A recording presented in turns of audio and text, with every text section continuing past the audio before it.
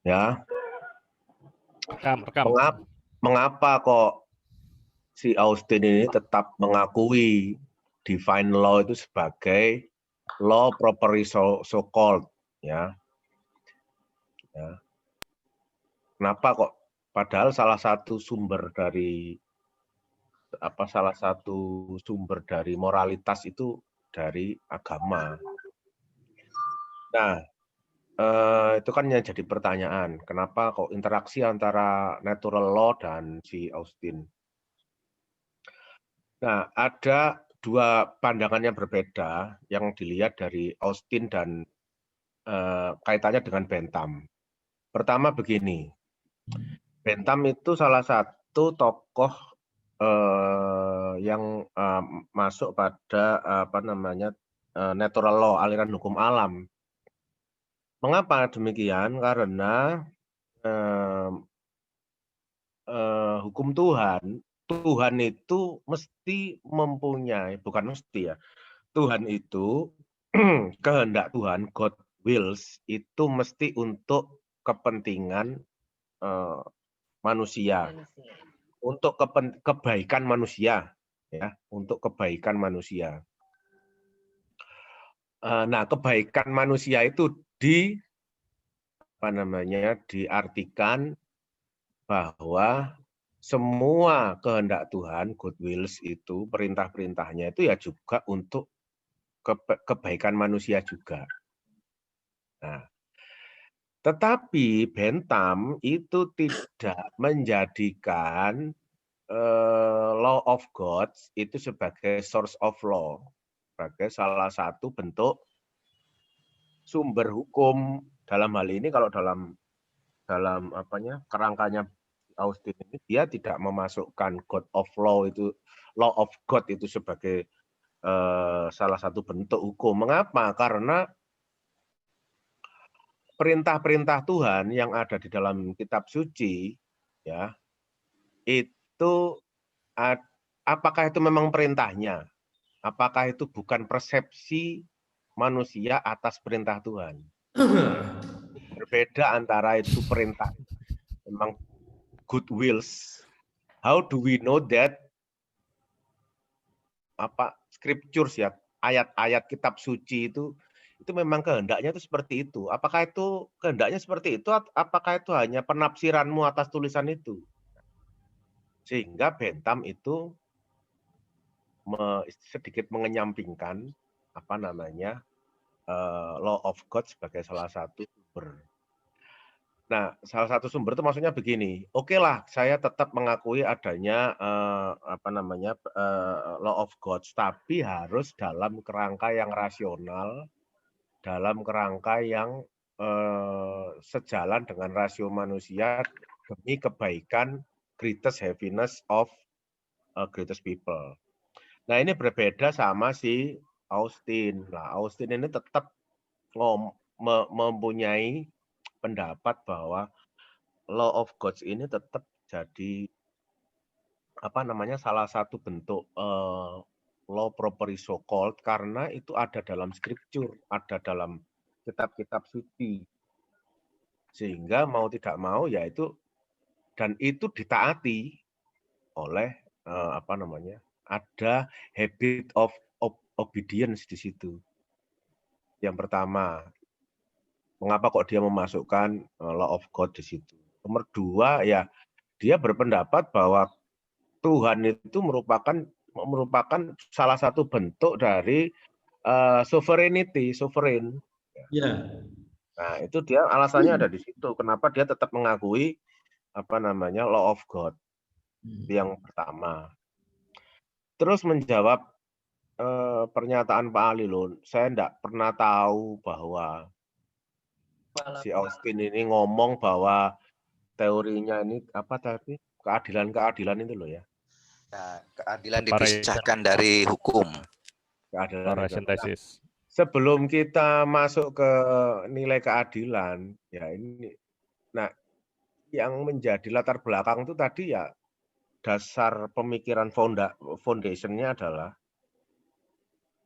ya kehendak Tuhan itu mesti untuk kebaikan manusia. Nah, kebaikan manusia itu kalau menurut saya loh ya ini ya termasuk nilai-nilai keadilan itu intrinsik dalam God wills.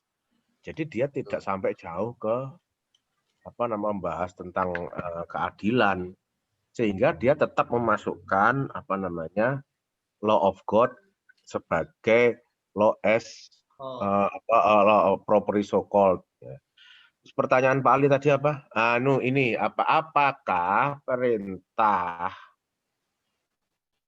Apakah apakah komen yang apa sih pertanyaan? Apakah perintah Gini, saya tulis ini ya. Perintah itu selalu hukum. Apakah setiap perintah dari superior kepada inferior bisa disebut sebagai hukum? Ya. Nah, perintah dari jadi begini, untuk memahami superior itu dalam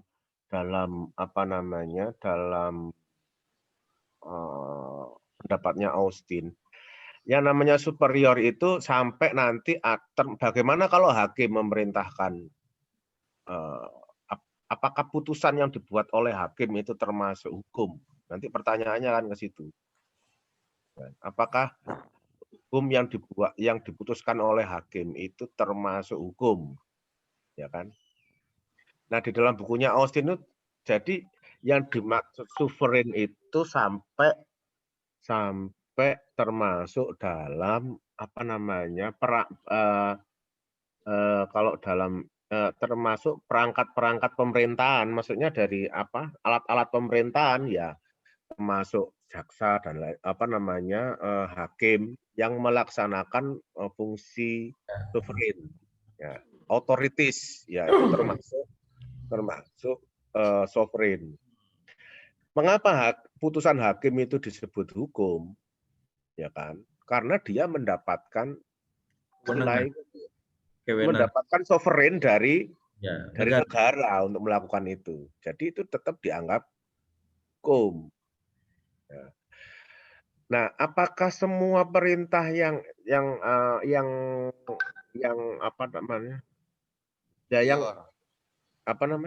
lupa lagi saya. Ya itu tadi balik apakah ada klasifikasinya nggak perintah itu? Oh ya, klasifikasi perintah. Jadi begini, kalau klasifikasi perintah itu ada yang tadi yang disebut ada yang bisa menimbulkan hak, ya. Nah, nanti ini loh saya screen jawabannya, saya nggak bisa ngomong banyak. Oke, saya nambahin untuk kita semua. Ini sebentar, saya share screen sebentar aja. Jadi jawabannya ada di sini, sebentar. Nah, ini agak beda. Nah, di PowerPoint-nya Bu Sofi tadi ya, PowerPoint-nya Bu Sofi tadi ada kesalahan. Jadi hukum Tuhan itu ada di sini. Jadi campur ini antara yang di PowerPoint tadi loh kan, di sini kan termasuk hukum Tuhan ya. Hukum Tuhan itu enggak termasuk ini. Jadi dia ada di sini. Tadi. Kan di sini kan tadi ya, kalau nggak salah. Enggak, sandingi law of humans. Enggak. Contohnya tadi loh. Contohnya tadi ada of God, terus di bawahnya lagi ada hukum Tuhan. Hukum agama apa hukum Tuhan saya lupa. Hukum Tuhan. Nah, tapi ya law set by human ya dibagi menjadi 3. Ya. Tipe perintahnya itu kan yang ditanya tipe perintahnya toh. Tipe perintahnya ada 3. Satu yang diperintahkan oleh sovereign and its official laws, petugas ya lembaga negara istilahnya. Lembaga negara. Nomor 2 ya itu dalam common law itu adalah hukum yang dibuat oleh hakim dengan atas nama otoritas apa sih yang diberi otoritas oleh sovereign. Ya. Nomor 2 adalah hukum yang dibuat oleh manusia kepada manusia lain ya dalam kaitan adanya Legal right. izin atau Melindungi hak hukum. Lindungi kayak hak perwalian gitu Pak ya. ya. Tapi kalau nggak ada urusannya dengan hak ya apa namanya permissive law ya, itu berarti bukan hukum, dia masuknya ke positif morality. Pertanyaannya tadi apa lagi, lupa saya. Pak, tadi lupa. Ini tanpa kapan sanksi. hukum HI Tanpa kemudian sanksi, hukum tanpa sanksi. adat itu menjadi hukum karena kan dia ngakui sebenarnya. karena gini Pak, awalnya tadi Jadi Pak begini, jadi kalau bukunya Austin itu justru dia secara gamblang menyatakan bahwa international law is not law because Not law. is Soft not law.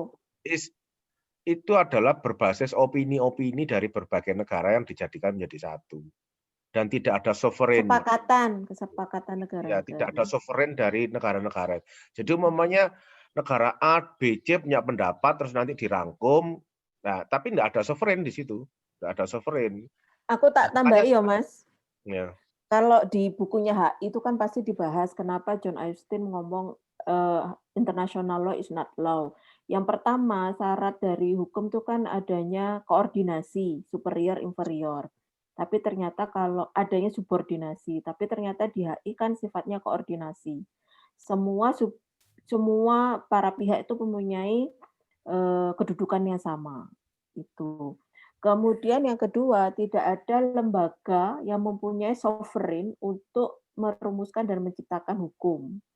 Hukum itu yaitu tadi terdiri dari agreement dari subjek HI yang sifatnya temporal. Pada saat dibutuhkan hukum itu baru ada negosiasi dan terbentuklah hukum internasional. Itu terus apa mana ya, saya tak catat kok. Nah, itu salah satu kritiknya teorinya Austin ya, salah satu dia tidak mengakui kesepakatan atau agreement itu as a source of law. Nah, itu salah karena satu. Bukan dari superior ke inferior. Iya, karena adanya kalau agreement kan equal position ya. Tapi nah, pertanyaannya Pak Ali tidak sekedar bahwa Austin tidak setuju bahwa HI itu bukan law, tapi ada titik Austin itu mengakui bahwa hukum adat, hukum internasional itu juga hukum. Apa argumentasinya Austin? Itu pertanyaan. Positif moralitas itu. Ya, pada satu titik dia juga menjadi hukum. Apa argumentasinya? Kata Pak Ali, nanti kita dengar lagi rekamannya. Kata Pak Ali tadi begini, ada perintah dari yang superior. Pak Ali mencontohkan saya seorang dosen, memerintahkan pada Pak Imam tadi. Apakah itu hukum? Nah, itu tidak. Lalu perintah yang seperti apa yang dimaksud Austin itu adalah hukum? Klasifikasi perintah. Itu ada di bukunya, Pak. Di bukunya dikasih lupa halamannya. Contoh menutup pintu sama contoh baju. Ya, terus kan Pak Denny, saya bilang bentar. Ya, nah lalu pertanyaan Pak Ali tadi, pada titik-titik tertentu, Austin mengatakan perintah yang demikian itu bisa dikatakan hukum. Coba jelaskan titik-titiknya itu, gitu. Titiknya kapan? Yang perintah yang yang bukan, ini yang dijelaskan Pak Airul tadi nih, ini ketemu sekarang. Nah, pada saat seperti apa kan kalau dipahami kita kan sovereign yang memegang kekuasaan yang berdaulat gitu kepada ini secara politik kan. Kemudian ada yang perintah yang bukan itu, tapi juga hukum yang perintah yang bukan sovereign itu tadi, tapi juga hukum. Pada titik-titik tertentu ini dikatakan hukum kata Austin. Nah, coba itu jelaskan. Titik tertentunya itu dijelaskan minggu hari Kamis gitu dicarikan. Itu yang belum tergambarkan tadi katanya. Nah, tadi tampaknya sudah dijelaskan, ada Pak Airul tadi udah connect itu. Saya menangkap misalkan hakim. Hakim itu kan atas nama negara, ya kan, memerintahkan putusan melalui putusannya itukah apakah yang dimaksudkan titik tertentu yang dimaksudkan Austin itu juga. Lalu saya tidak tahu kalau yang kaitannya dengan hukum Tuhan itu tadi, hukum Tuhan tadi ada 3 pertanyaan ya. Salah satu hukum pertanyaannya adalah hukum Tuhan. Hukum Tuhan itu adalah hukum menurut Austin, ya, yang seharusnya hukum, ya, law properly itu tadi. Tapi apa ciri-ciri kenapa itu dikatakan demikian? Nah, itu yang belum tergambar. Kita harus jelaskan hari Kamis. Tadi sudah dijelaskan Pak Irul juga bahwa Tuhan itu penguasa, dia superior, bahwa umatnya itu dan ada kewajiban, ada kepatuhan dan seterusnya. Tidak ada kedaulatan di atas Tuhan lagi. Nah, itu ciri-ciri, salah satu ciri tadi yang Pak Irul gambarkan. Nah, kemudian kalau hukum internasional itu saya nggak ngerti ya. Hukum internasional dalam sisi bentuknya, bentuk hukumnya, perjanjian atau treaty atau dan lain sebagainya, atau dalam arti substansinya. Kalau menurut Austin ya, hukum internasional itu tidak bisa disebut hukum dalam arti bentuk ya, treaty dan lain sebagainya itu nggak bisa. Karena dia termasuk positive morality. Dia ya positive morality, dia bisa menjadi hukum internasional. Substansi hukum internasional itu bisa menjadi hukum menurut Austin ketika positive morality itu masuk dalam salah satu perintah dari sovereign. Nah, jadi secara substansial. Itu yang mungkin dimasukkan pada cara bentuk hukumnya. Umpamanya ya kita nggak boleh nyerang negara lain tanpa ya. Tapi kalau itu sudah positive morality kan itu sebenarnya. Tapi kalau itu sudah masuk dalam salah satu bentuk dari perintah dari negara, ya itu bisa jadi secara substansi ya. Positive morality itu masuk dalam substansinya merupakan salah satu substansi hukum perintah penguasa. Berarti tapi kalau dalam dia sudah bentuknya dalam bentuk formal ya, treaty dan lain sebagainya, itu dia nggak mau. Artinya kalau dia sudah dilegitimasi oleh negara dalam bentuk ratifikasi, saya nggak ngerti lah. Ratifikasi dia sudah menjadi domestic law. Jadi secara substansial, positive morality itu dia masuk dalam sebagai substansi dari perintah penguasa secara nasional ya, substansinya ya. Itu dia bisa disebut hukum, tetapi sepanjang ini ya tidak bisa. Sepanjang dia hanya berupa perjanjian internasional saja antar negara, maka itu belum dikatakan hukum positif itu, Pak ya. Ini kaitannya dengan itu loh. Artinya positive morality itu bisa menjadi positive law kalau dia ada law making process. Nah, itu yang kalau dia sudah melalui lawmaking proses dan kemudian dia menjadi produk hukum seperti itu. Enggak, Mbak. Itu ada komen dari sovereign itu. Iya, artinya kan dia dilegitimasi dalam negara itu kan kemudian harus secara jus cogens ya, secara kekuatan dari perjanjian internasional itu kan kemudian dia harus patuh dengan hukum internasional. Salah satu bentuknya apa? Ya meratifikasi, ya asesi. Nah, ketika dia meratifikasi, mau memberlakukan HI dalam hukum nasionalnya, kan otomatis dia ikut proses-proses, ya lawmaking proses itu di negaranya masing-masing dan kemudian menjadi produk hukum, ya akhirnya menjadi produk negara kan. Ya, komen dari sovereign. Selesai sudah. Penjelmaannya begitu. Kalau saya berangkatnya the law of nation, mana masih dulu? Ya, itu tadi loh ya. Beda law of nation itu hukum antar bangsa loh ya. Enggak, yang di-share masih dulu nih. The law of nation, international law. Ya, sebagai positive morality. Karena dia tidak bersumber dari kemauan ini sovereign. Iya, dari pengauan. Tetapi terdiri dari pendapat-pendapat atau sentimen keinginan-keinginan dari beberapa negara. Ya kan? Terus pertanyaannya berarti kan, bagaimana kalau ada perjanjian yang diterima oleh negara sebagai suatu bentuk kewajiban kepada negara lain. Lah itu berarti kan syaratnya si international law itu bisa jadi law menurut Austin ya sepanjang positive morality itu menjadi salah satu bagian dari itu, bagian dari perintah. Berarti ada unsur sovereign, command and sovereign ini tidak bisa dilepaskan berarti. Tidak bisa. Itu kata kuncinya di situ kok soalnya. Sovereign. Pak Irul, apakah wajib diikuti dengan sanksi perintah itu? Kalau dari Austin iya. Ya. Jadi kalau perintah yang tanpa diikuti sanksi, tadi kan ada pertanyaan juga, apakah wajib diikuti dengan sanksi atau tidak? Dan apakah perintah yang tidak ada sanksi? Tidak wajib, karena di bagannya tadi ada yang pursuing legal rights. Yang sifatnya permisif. Ya, permisif itu ya enggak harus pakai sanksi. Ya, oke. Permission law. Ya. Contohnya apa ya kalau permissive law-nya itu, Pak? Misalnya konteksnya saat ini gitu. Ya apa ya? Kayak peraturan presiden gitu. Kayak enggak, peraturan presiden itu juga perintah. Itu kaitannya dengan kayak ini ya. Kalau kayak impres itu atau Belegsrehal kebijakan itu atau surat edaran bukan.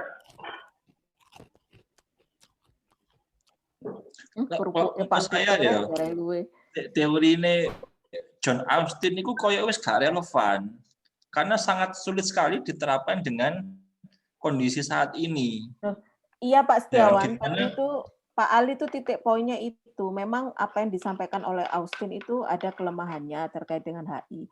Tapi satu titik ada bagian tertentu yang Austin itu menyatakan bahwa HI itu termasuk positive law. Nah, itu pada saat gimana gitu loh. Begitu juga pada dengan saat diratifikasi. Nah, makanya dia kan berarti kan harus memenuhi itu ya. Ketika didomestifikasi itu kan harus melalui lawmaking proses setiap negara masing-masing. Nah, artinya kan dia menjadi produknya sovereign kan.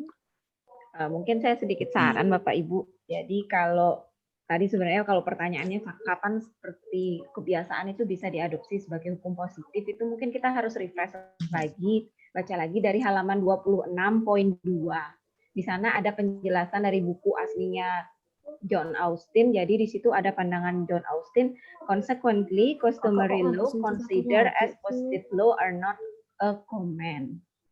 Jadi itu ada di halaman 26, 27, 28. Di sana penjelasan kapan suatu hukum kebiasaan itu bisa menjadi hukum positif. Kalau yang di pertanyaan itu aja sih sepintas saya baca. Ketika apa Bu? Berarti ketika lektur berapa Bu? Positif ketika apa? Syaratnya lecture 1, masih di lecture 1 Bapak, di halaman 26, 27. Jadi itu saya ingat karena pernah catat, jadi ketika suatu kebiasaan itu berubah menjadi hukum positif, sama seperti konsep ratifikasi tadi yang disampaikan oleh Matias, ya ketika pemerintah mengadopsi aturan-aturan tersebut dalam bentuk produk hukum yang dari suatu negara yang berdaulat. Itu sih intinya dari yang di poin 26, 27. Berarti intinya ada proses lanjutan, tidak serta-merta menjadi hukum positif. Mungkin begitu ya penjelasannya. Ada proses yang harus dilalui lagi. Iya, gini loh, Imam. Kalau lihat yang di-share Pak Kukuh itu, yang Bernard itu latanya itu siapa tuh? Bernard Eltanya itu. Nah, itu kan ngomong morality is not necessary to be considered kan dalam law, tapi ternyata morality itu juga bisa menjadi hukum ketika dia melalui lawmaking proses. Betul. Ini titik tekannya ya. Itu. Jadi di situ. Jadi ada lawmaking proses. Enggak, ya satu itu ya, satu itu. Yang dua sebenarnya perintah dari penguasa itu tanpa ada proses lawmaking proses. Nilai-nilai moral value itu sebenarnya sudah ada di situ. Kayak dilarang membunuh. Itu kan inline sama perintah Tuhan.